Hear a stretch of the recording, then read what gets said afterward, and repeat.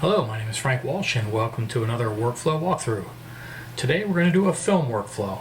Now, I've done some of this before, but I thought I'd run through it again since it's been a little while. I'm not going to go into any details on how I develop film. You can find plenty of those tutorials online, but I will take you along for the ride and maybe offer a point or two along the way. Now, I just finished up this roll of film in my trusty Leica 3, and I'm going to take it out now and load it into the tank. Now, when I rewind the film, the first tip I have is I always try to rewind the film just far enough so that I can still get to the leader. So that when the film comes out of the camera, I still have a piece left here that I can easily thread onto my spools rather than trying to fish the leader out of the canister beforehand or open the canister with a bottle opener in the dark. I prefer to just pull it out this way, get it started on the spool, and then feed it in and cut it off at the end. So we'll see after the film's in the tank. Welcome to my fancy darkroom. So here I've taken the leader of the film and fed it into the reel in the light, which will make it much easier for me to get the film loaded once I've turned the lights off.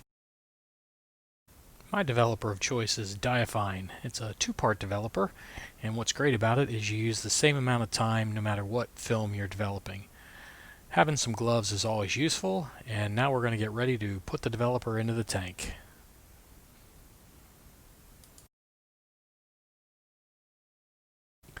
So while you enjoy the excitement of watching me pour chemicals into a tank and turn it over a few times, I'm going to say a little bit more about Diaphyne Developer and why I like to use it.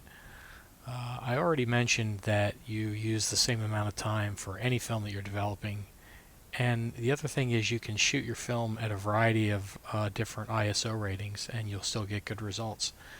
It also doesn't matter what temperature you use for the developer. It will always work as long as it's basically above 60 degrees and below 100 degrees. So it's a very flexible developer, and it also lasts a really long time. The developer that I'm using in this video is over a year old and still gives exactly the same results as it did the day I started to use it. Really, the only reason I ever replace this developer is because it starts to run low as you go through the tanks. You sort of run out of the developer. So now I've finished both parts A and B, and I'm about to move into a stop bath. I use a water stop bath, nothing fancier than that. Pour some water into the tank, give it about a minute, and then we'll move on to the fixing process. I'm using a timer on my phone to let me know how long to go for each bath. There's a program called Devit that lets you set timing for each step of the development process. So now that the stop bath is over, we're going to dump out that water and we're going to dump in our fixer, and we're going to fix the film for about 5 minutes.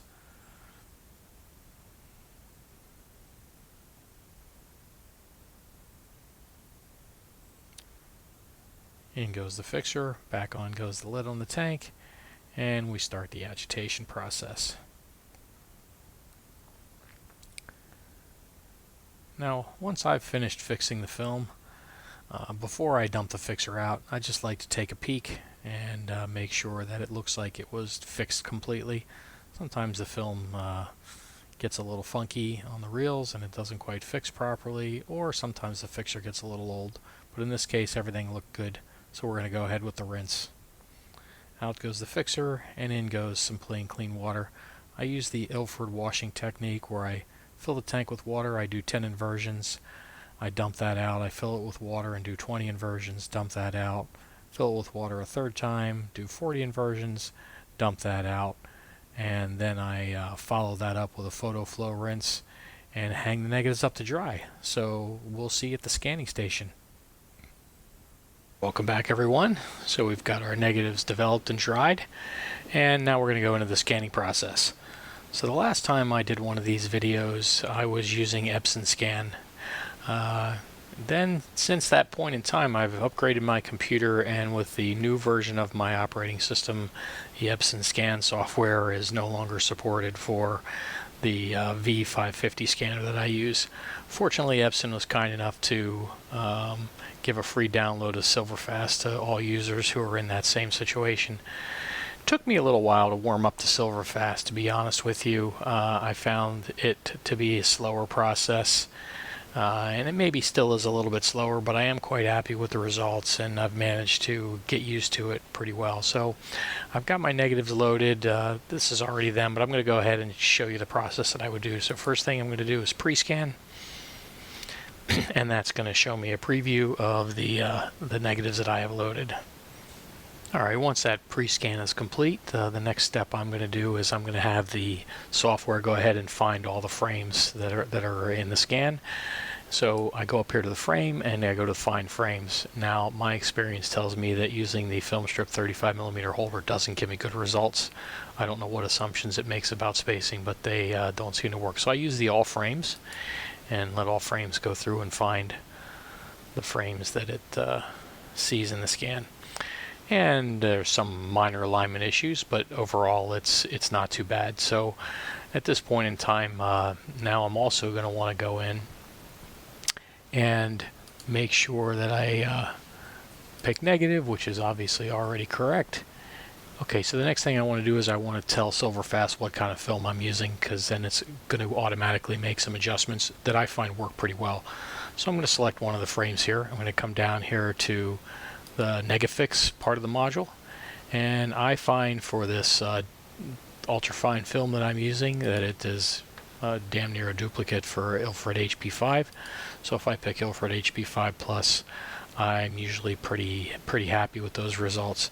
So we'll take a look at this frame and we'll make our adjustments, and then I'll show you how you can apply those adjustments to all the rest of the frames, and then we'll do the scan. So I come up here to the Navigator menu and go ahead and select that image, and it's going to give me a larger preview, which is going to make it easier for me to see the results of my adjustments. Alright, once I have this higher resolution preview, I can make some minor adjustments to my framing and my cropping if I want to. And I'm going to come in here and start looking at the different changes that Silverfast lets me make. So I always want to show the histogram. So I'm pretty happy with the histogram that it's not clipping anything. If I wanted to adjust my exposure here, I could brighten the image a little bit here if I want to. I think that's pretty good. It was a bright sunny day, so that looks a little bit better. I always disable sharpness. I do not want the scanner to do any sharpening. I will do that afterwards, and that's made my scan already look a lot cleaner here. I really don't see any need to make any major changes. If I wanted to move the midpoint here, I could adjust the midpoint slider right here in the histogram. I could also adjust the black and white points. I don't really see any need to move those. I think the scan looks quite good with nothing being completely black and nothing being blown out.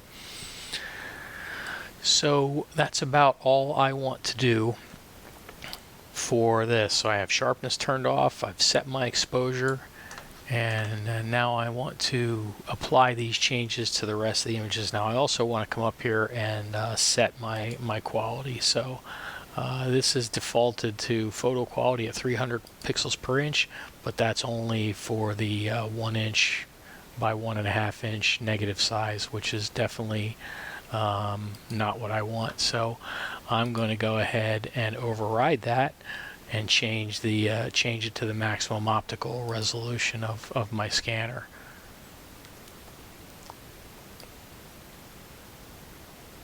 Which is 3200 dpi. And at 3200 dpi, this tells me I'll be able to get a 10 by 15 image at 300 pixels per inch, which is bigger than I'm ever going to want to enlarge this. And obviously if I want to go larger, I can always go with a lower pixel density, because you shouldn't be standing with your nose against a 16 by 20 print in any case.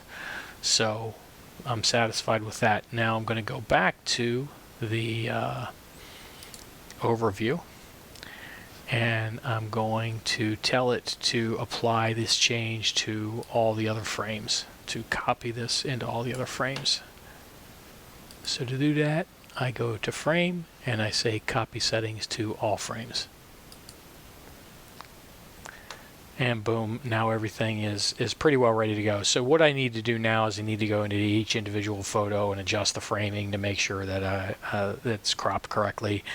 And if there are any subtle exposure adjustments I need to make to each one, I'll make those the same way I did it to this one. But I'm not going to bore you with those details. I'll just come back once we've imported the photos into Darktable. I have another step in my film workflow before I import into Darktable, and that is to add Exif Data to the files so that I have the camera information, lens information, and the dates the photos were taken. So for that, I use a tool called Imagexf Editor, which is basically just a graphical front end to Exif Data Unix tool. So I'm going to take my files from the scans and drag and drop them into Imagexf Editor. It's going to bring everything in. Then I'm going to go ahead and select them all since they were all shot with the same camera. And I'm going to go to my presets, and I shot these with my Leica and my 50mm. So where's Leica 35? Where's my Leica? There's a Leica 50.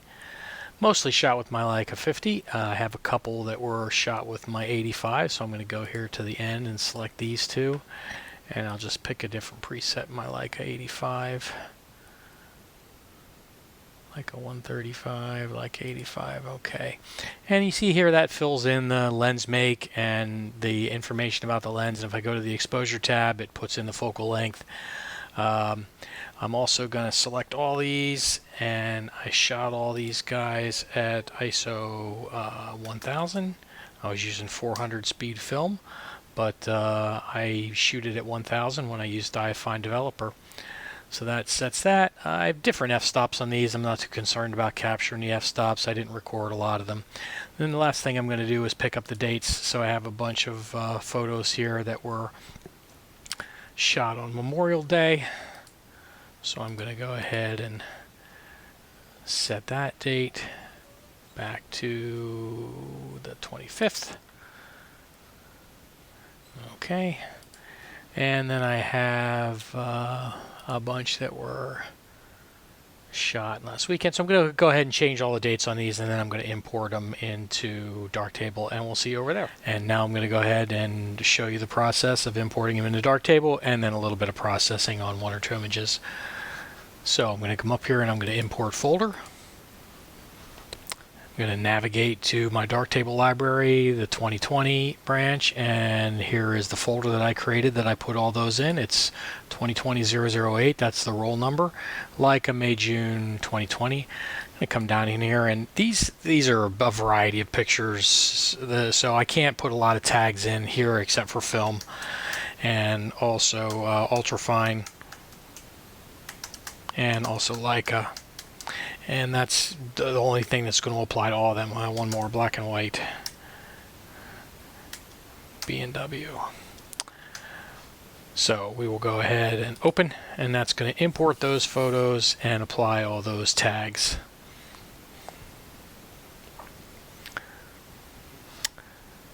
Excellent.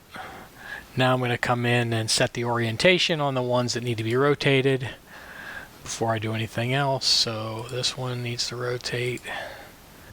This is Ralph Pagano, musician. I'm going to take a look at this image that I made of him on the Leica. This is one of the last couple shots on my roll. Got a little flaw here in the side of the film, I think, because it was on the edge of the roll. It got up against the reel or something and got a little bit wonky, but I'm not too worried about that. It's film after all. It's not supposed to be perfect. Overall, this image is pretty good. I see a little bit of dust here, so I'm gonna zoom in on it and clean up some of the dust. I'll go into the retouch module and use it as cloning, and just grab a brush here and clone out that spot. Scroll around, take a look for any other obvious dust.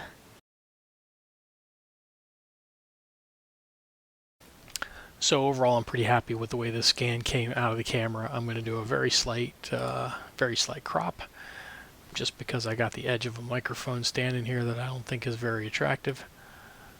So I'll just go into my crop module, reset it, crop the original image, And we'll just pull that in a little bit. Okay, done with the crop. Nice image overall. Could stand a little bit more contrast and pop. Let's just come in here to the tone curve. And we'll just maybe pull the blacks down a little bit. Pull the midtones up a little bit.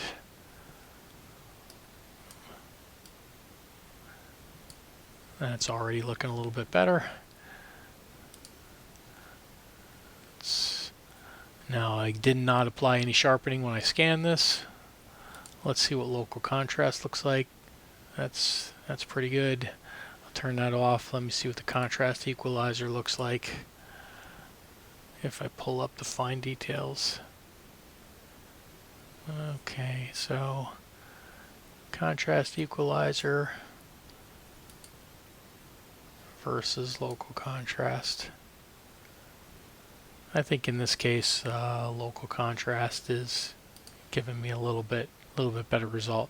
Does look like I have a slight scratch in the negative here. I'm not going to worry about that. You certainly can't see it when you're looking at it at normal magnification levels, and even if I printed it, I think it would look pretty good. Okay, local contrast added. Sharpen the image up a little bit. Adjust the tones. A minor crop. And I feel pretty good about this image. I don't think it needs anything else. So let's jump back out to the light table and maybe look at a different kind of an image. Here's an interesting silhouette image of the Bethlehem steel stacks with some dramatic skies. So the first thing I can see here is that this image is a little bit crooked. So I'm going to come into the crop and rotate, and I'm just going to use my mouse wheel to rotate it until I think the image looks straight. That feels good to me. I got a big dust bunny up here and a couple more in the sky that I want to go ahead and take care of. I'm also going to take a look at the overall tones of this. I did want it to be mostly a silhouette, but I think I want to bring up the tones in the sky a little bit. So I'm going to come in here to the tone curve, and I'm going to use the control to pick an area in the sky. And I see that most of the sky is in these tones up here. So the deepest blacks are down here. I'm going to leave those alone, but I'm going to come up here and increase the contrast in the sky. So I'm going to pull down the darkest parts of the sky a little bit, and I'm going to bring up the middle tones of the sky. Oh, that's too far. Alright, turn that off, turn that back on. That's a more dramatic looking sky. Your mileage may vary. You might think I went too far. That's okay. My photo. So I think I'm going to leave the blacks down here. Let's see, what does this look like if I pull up those a little bit. Yeah, it just starts to get grainy. There's not much detail in that part of the negative, so I'm really better off leaving it largely silhouetted. Okay, so pretty happy with that. I'm going to come in here to the contrast equalizer and try to work on those clouds even a little bit more. I think somewhere down around this end of the scale. Yeah, there we go. That's good. Really making that sky look dramatic. And also really enhancing some of the dust up here. So let's go ahead and take care of that while we're in here. This is a lot of what I do with film scans, honestly, is clean up defects in the negatives. I try very hard to keep them clean, but sometimes you just can't.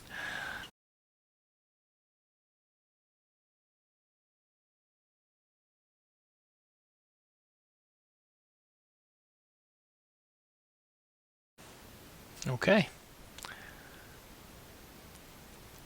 So a little dust cleanup, a little bit of a tone adjustment.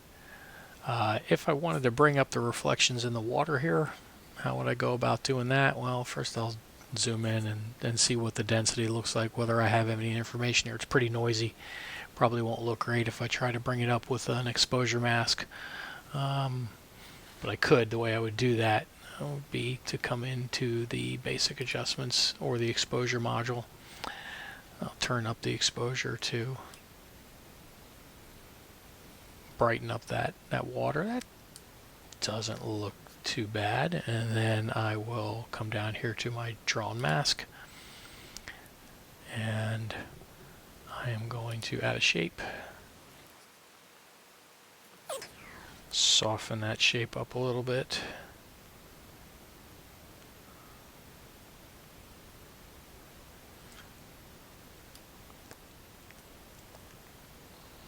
Bring this edge down, and we're going to come in and turn a little bit of feathering and a little bit of blur on the mask. Let's take a look at that mask. I could probably do even more feathering. Yeah, that's pretty good. Turn the mask off. Hide the path. And I think that's a good result. So let's turn this adjustment off. That's what the water looked like before. Turn it back on. And that's what it looks like after. It's actually more of a realistic, I think, realistic representation. If I wanted to refine it, of course, I can always click to see the shape and make some additional adjustments if I think I got a little bit too much light there on the bank.